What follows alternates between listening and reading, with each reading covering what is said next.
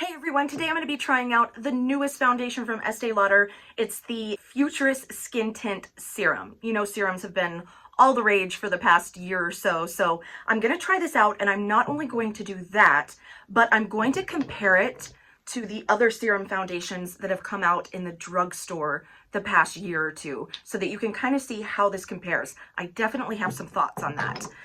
And additionally, if you'll stick around, I'm also going to compare it to my other Estee Lauder foundations. I have a bunch of different types of Estee Lauder foundations. So if you're a fan of Estee Lauder, I'd love to talk to you about which formula, which finish, which coverage might be right for you. So stick around, we'll get to that.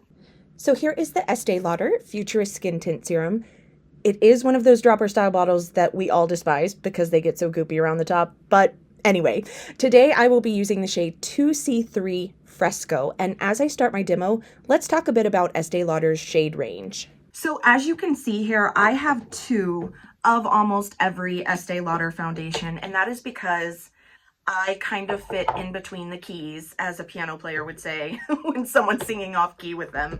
I fit in between shades. It doesn't mean that it's a bad company. It doesn't mean they have bad shades. I just happen to fit in between shades. So in order to get the perfect match, I have to mix two foundations. I've just accepted that if I want something from Estee Lauder, I'm going to have to mix. However, for this one, because it was new, I usually start out with just one shade, and then if I like the foundation, I go back and get the second one so I can mix. So you'll see that this one's gonna be just a touch pinky, just a touch deep for me, but that's what we're going with today.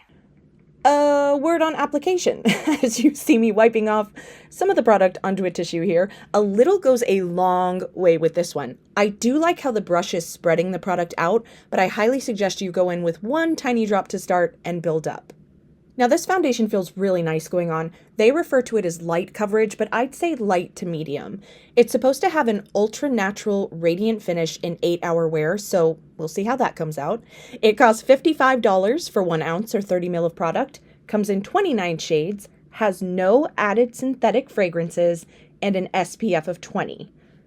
Although from what I'm experiencing so far, I think you'd have to put on too much of this to get the full sun protection, so you might want to consider this just a bonus sunscreen that you put on top of your regular sunscreen. But honestly, that's how I feel about any foundation with SPF. The formula lists a lot of nourishing ingredients. In fact, it's 85% skin-caring ingredients. There's 2 different types of oil, moisture saccharides, and glycerin. So for my normal to dry skin friends out there, this feels wonderful going on my slightly dry winter skin. My oily skin friends, I'd never tell you not to try a foundation, but just a heads up, you're probably going to want to powder this one to make sure it has enough staying power for you.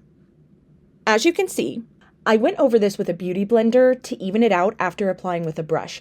But keep in mind for coverage level, anytime you use a runny foundation like this one, you will typically get a bit more coverage using a brush versus a sponge. So as I complete my full makeup look, let's talk about 3 important things. 1, how this compares to similar drugstore foundations.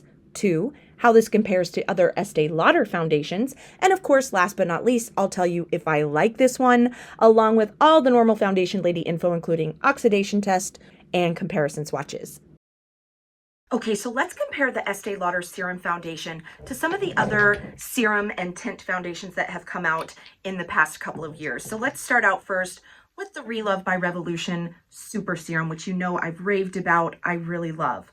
These two are very similar to me. They both are very thin, they have that very silky feeling to them, and they feel very soft and almost a little bit like an oil going on the skin, and they give you a dewy finish. I like both of these. This one is under $5. This one is $53. So, and I'm not saying you're crazy if you want to go with the Estee Lauder. Maybe they have a better shade for you in the Estee Lauder, or maybe you like the luxury of it.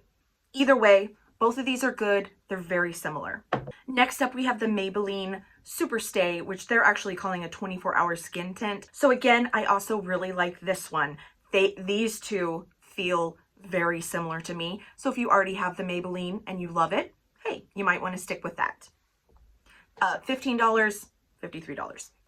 Okay, and then finally, we are to the L'Oreal True Match Nude Hyaluronic Serum. People have been raving about this one for 2 years, rightfully so. it's a great foundation. These are the only two that I feel I can say are not similar.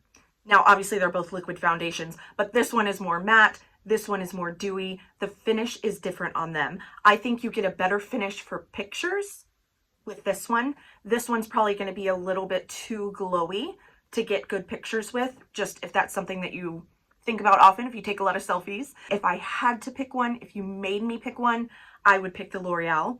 They're both great. Estee Lauder, they make great foundations. I just happen to like this one better. Now you may ask, am I planning to buy the next shade to mix with this? I'm not actually, because I feel like the Revolution is so similar that I could just mix a few drops of a lighter shade of this and come out with my perfect shade. So yes, I will wear this again. It's not the most outstanding foundation I've ever tried from Estee Lauder, but it is very, very good.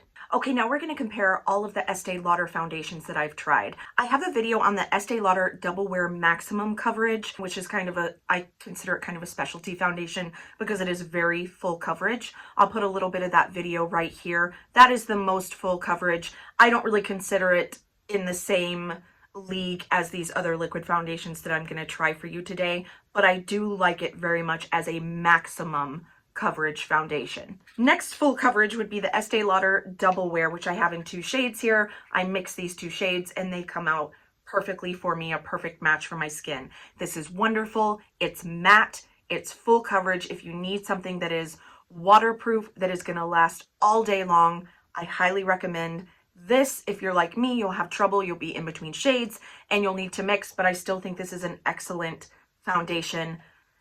Very similar to something like the Revlon Colorstay foundation, which is, it's on, full coverage, gonna last you all day. Next up is the Estee Lauder Futurist HYDRA-RESCUE. This would be the next fullest coverage, I would say. It's medium to full coverage.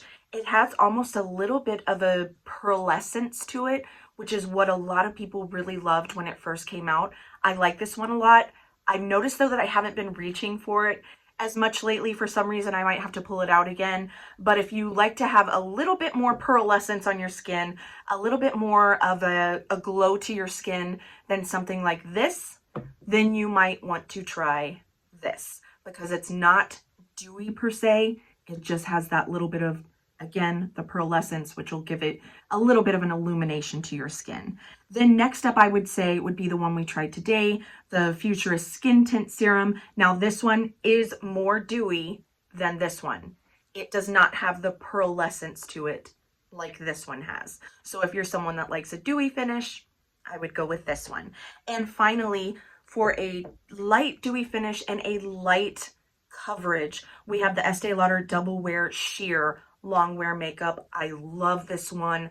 I think it's a beautiful date night makeup. It just looks like you have candlelight glowing on your skin.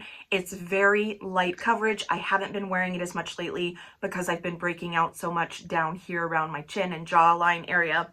But once I get that all cleared up with my dermatologist, I will definitely go back to wearing this again. It is one of my favorite foundations. So if you like light coverage, dewy, just a soft finish, this is a good one for you.